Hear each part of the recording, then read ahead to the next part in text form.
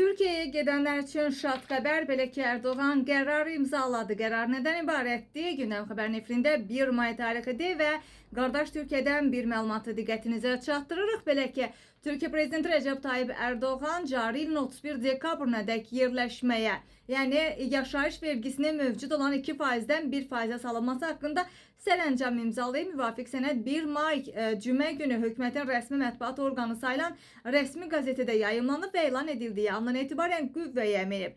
İctimaiyyət arasında turist vergisi adlandırılan yaşayış rüsumu Türkiyə ərazisində 2023-cü ilin 1 yanvar tarixindən etibarən tətbiq olunur və bu vəsait mehmanxana, motel, kempinq və digər müvəqqəti yaşayış obyektlərində tutulur.